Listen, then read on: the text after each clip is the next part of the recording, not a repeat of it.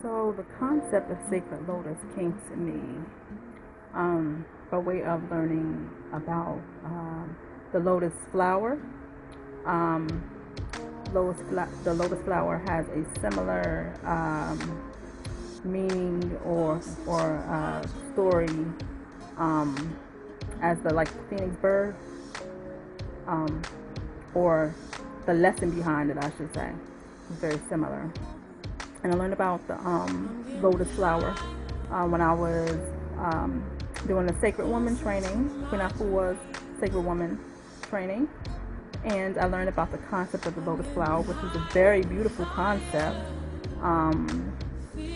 The concept of the flower is that it gets its start beneath the mud and the dirt and muck. And even though it starts there, it doesn't stop, and it doesn't allow that to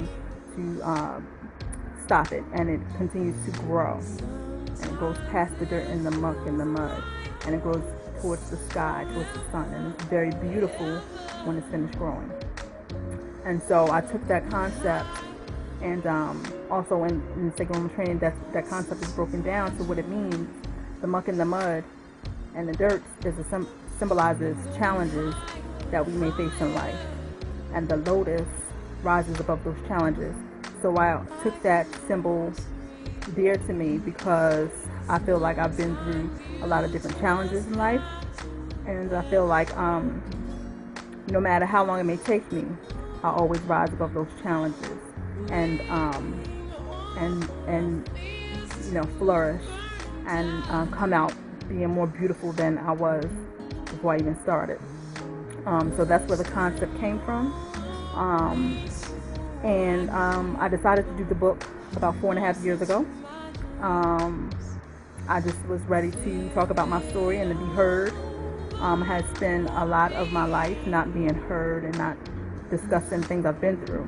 And so I figured that this would be a great way to get my story out and discuss the things that I've been through, and also at the same time helping another sister out who may be in the same predicament that I was once in, or even if it could stop a sister before even entering into something that could be detrimental, such as the predicament that I was in.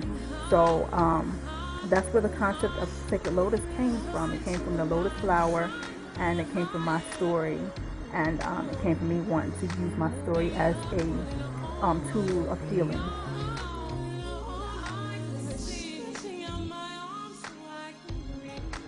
So in my book, Sacred Lotus,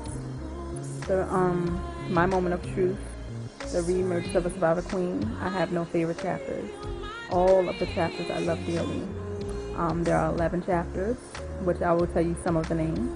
So there's a chapter in there called A Star is Born. There's a chapter called Daddy's Gone. A chapter called Mr. Wrong. A chapter called The Re-emergence of Self.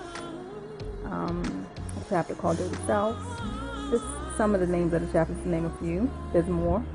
But yeah, I have no one particular chapter that is my favorite. They all are an aspect of me, of my life, of my story. They all come together to make the book great and wonderful. So